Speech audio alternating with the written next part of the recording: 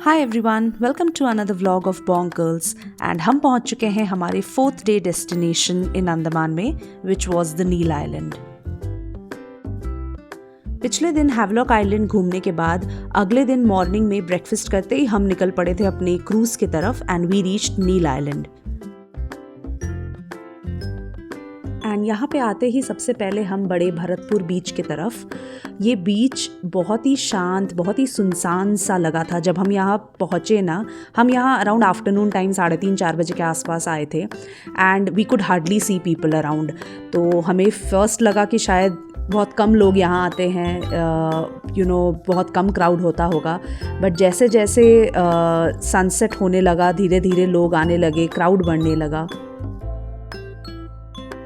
And because यहाँ पे crowd थोड़ा सा कम था तो हम आराम से 2 से 3 घंटा यहाँ पे इंजॉय किए। We saw the sunset and it was very relaxing.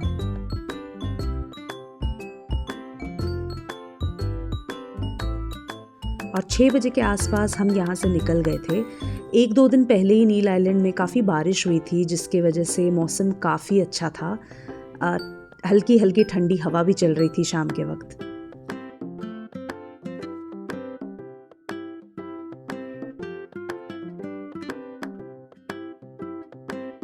और ये है सीधे अगले दिन का क्लिप। सुबह 7-7:30 के आसपास हम ब्रेकफास्ट वगैरह करके निकल पड़े थे लक्ष्मणपुर बीच के तरफ। वहाँ पे हमारा था कि हम 1 से 2 घंटा वहाँ टाइम स्पेंड करेंगे बिकॉज़ 11 o'clock के आसपास हमारी क्रूज़ थी बैक टू पोर्ट ब्लेयर।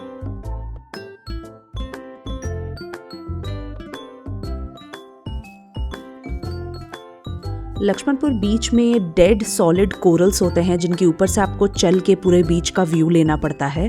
तो उसके वजह से हमने वहाँ पे अपने फुटवेयर सबमिट किए एंड उन्होंने हमें प्लास्टिक के फुटवेयर्स दिए थे for us to walk smoothly. And यहाँ पे ये बहुत सारे पेड़ लगे हुए थे केवड़ा फ्रूट के, which is in English called screw pine. ये समवॉट पाइनएप्पल जैसा ही दिखता है। यहाँ के जो ट्राइबल्स होते हैं ये इसको एज एन अल्कोहल कंज्यूम करते हैं। इसमें बहुत नशा होता है, ऐसा हमें गाइड ने बताया।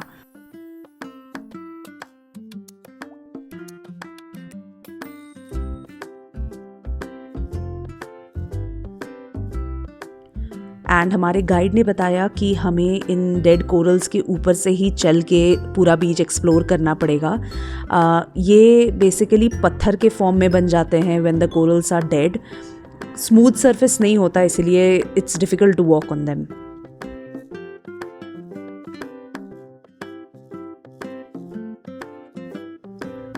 एंड मेरे लिए ये काफ़ी एक्साइटिंग था। पानी पत्थर के बीच से हम जा रहे थे। यहाँ पे बहुत बड़े बड़े भी रॉक्स थे जिनको क्लाइंब करके आपको इस पार से उस पार जाना था।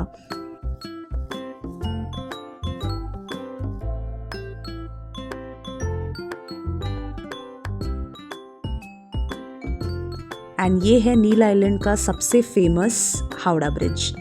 The Bengalis who settled on the island early ना, उन्होंने इस रॉक फॉर्मेशन को पहले रविंद्र सेतु का नाम दिया था, but later on they changed it to Howrah bridge.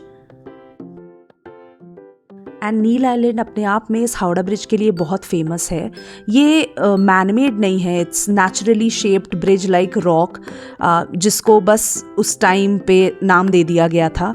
And because हमें कैमरास वगैरह अलाउड नहीं थे, बिकॉज वहाँ बहुत ही रफ सरफेस था, तो हम जैसे तैसे वहाँ उस तरफ पार हुए and we manage to click just 1 picture. And Laxmanpur beach से निकलते हैं हम बढ़े अपने क्रूज पोर्ट की तरफ। And just look at the colour of the water here, it was so beautiful.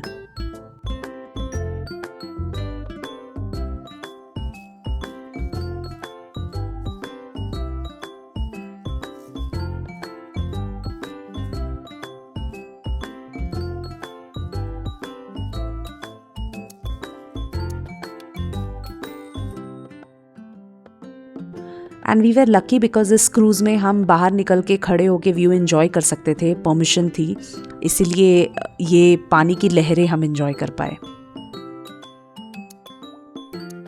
And port Blair पहुंचने के बाद शाम के वक्त हम गए ये एक अमेजिंग सी जगह पे। इस प्लेस का नाम था चिड़िया टापू। यहाँ पे भी हमने सनसेट एंजॉय किया।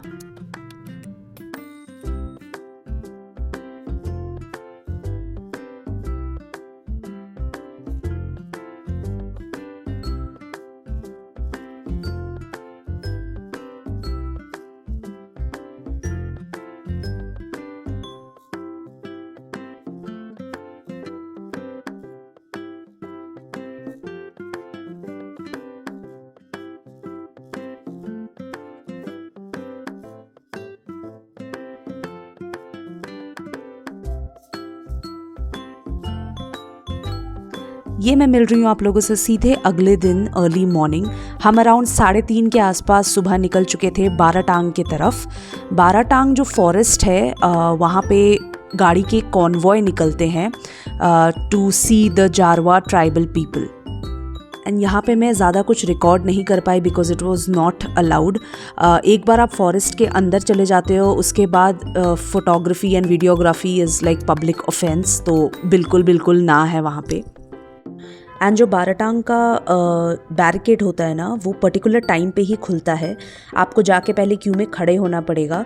हम 6 o'clock वाला क्यू में खड़े हो गए थे, so we were allowed. And it's like you can not stop the car inside the forest, you can not slow down, you can not overtake. बहुत सारे कंडीशंस थे, इसीलिए बहुत स्ट्रिक्ट वे में वहाँ पे जो कॉन्वॉय होता है वो लेके जाते हैं and you are allowed to see the tribal people. And forest ख़त्म होते ही हमें बोट लेनी पड़ी to come on the other side of the Baratang to see the limestone cave. यहाँ पे आपको स्पीड बोट लेनी पड़ेगी to go to the limestone cave and the mangrove walk and everything. 10 people in each boat are allowed in this। And ये नज़ारा इतना अलग था ना, clear clouds on the sky, चारों तरफ बस पानी, पेड़ एंड हम उसके बीचों बीच। एंड 10 मिनट के बोट राइड के बाद हम आ गए थे मैंग्रोव इकोसिस्टम की तरफ। यहाँ अंदर ही अंदर आपको लाइमस्टोन केव में जाने का रास्ता भी मिलेगा। मैंग्रोव्स जो होते हैं ना, they protect the coast from erosion, severe weather, storms and hurricanes. ये क्लाइमेट कंट्रोल में भी बहुत हेल्पफुल होते हैं, इसीलिए चारों तरफ सिर्फ मैंग्रोव के ही पेड़ लगे हुए थे। And this was the mangrove walk.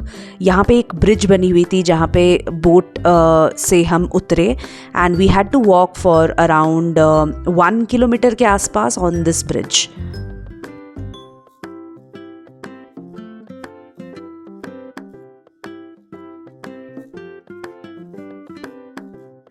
And ये हम ब्रिज से उतरते ही जंगल के बीचों बीच से जा रहे थे लाइमस्टोन केव की तरफ।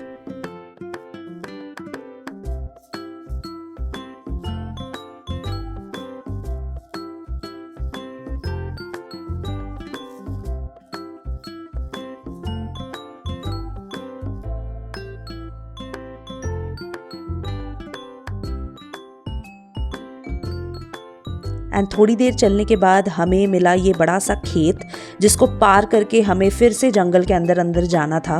ये खेत के जो एक्सट्रीम एंड पे है ना, हमें कुछ 4-5 घर दिखे जो अपने आप में एक गांव माना जाता है। 35 का पॉपुलेशन है वहाँ का।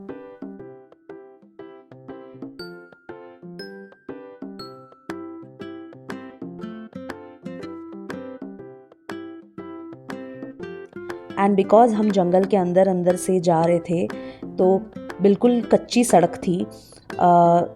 जो एजड लोग हैं, जो लोग 50+ 60+ थे, वो थोड़ा बहुत चलने के बाद बहुत ज़्यादा यहाँ थक गए थे। इवन हमारे ग्रुप के कुछ लोग थे जिनको चलने में एंड सीढ़ियाँ चढ़ने में भी बहुत तकलीफ़ हो रही थी because it was not that comfortable and not that easy. And around 2 kilometre के आसपास हम शायद यहाँ पैदल चले।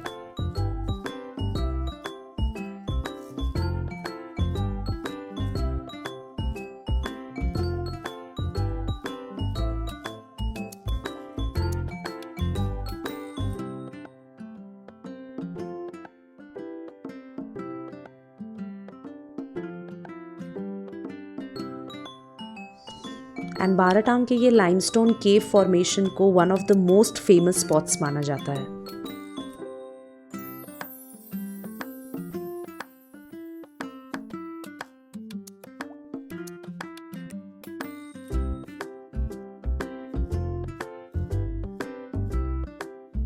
और लाइमस्टोन केव्स को ना one of the kind natural Marvel on earth बोला जाता है। एंड ये मैनमेड नहीं है, ये नेचर के अपने ही आर्किटेक्चर में नेचुरली रेन वाटर से बने हैं। इतना अंधेरा हो रहा था यहाँ पे और ऊपर से इतनी भीड़ थी कि चलना भी मुश्किल हो रहा था, और ऊपर से रेन वाटर का पानी कॉन्स्टेंटली गिर रहा था। It was slippery and it was very difficult to get inside this. Limestone cave अपने आप में एक प्राइम एग्जाम्पल है कि नेचुरली ये जो रॉक्स फॉर्म हुए हैं ये इतने ब्यूटीफुल और इतने यूनिक फॉर्म हुए हैं कि मतलब आप अपने वीडियोस में जितना भी आप देख लो, जब तक आप अपने नेकेड आइज से इनको नहीं देखोगे ना, आपको यकीन नहीं होगा। एंड यहाँ पे इतने सारे फॉर्म्स थे ना जो अपने आप बने हुए हैं, जेलीफिश फॉर्म्स। उन्होंने हमें गणेश जी का सूंड का फॉर्म भी दिखाया जो अपने आप तैयार हुआ है, शेर का पंजा and everything. It was so beautiful. और ये पिलर के बीच में आप जो गैप देख रहे हो ना, छोटी सी, इसमें हमें गाइड ने बताया कि इस गैप को फिल करने के लिए नेचर को 1000 साल लगेंगे just to fill the gap. बहुत अंदर जाने के बाद ये हमें एक छोटा सा सिंक होल दिखा, which was like very minimal oxygen and sunlight यहाँ से आती है, इसीलिए इसका नाम सिंक होल हुआ है। Just look at the beauty. And ये वाले पत्थर पे स्पेसिफिकली ना बहुत शाइन थी। It was literally shining like a diamond.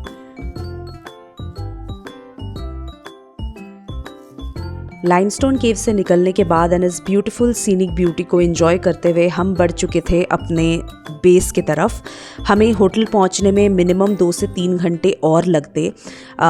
यहाँ से स्पीड बोट लेने के बाद हमने पहले अपना लंच फिनिश किया and then we headed towards the hotel. ये व्लॉग के साथ हमारी अंडमान की जर्नी भी यहीं ख़त्म होती है। अगले दिन थी हमारी पोर्ट ब्लेयर से बैंगलोर की फ़्लाइट। हमारी 7 दिन की खूबसूरत ट्रिप ख़त्म हो चुकी थी। आई होप आप लोगों को ये व्लॉग पसंद आया होगा। Meet you soon, take care everyone, bye.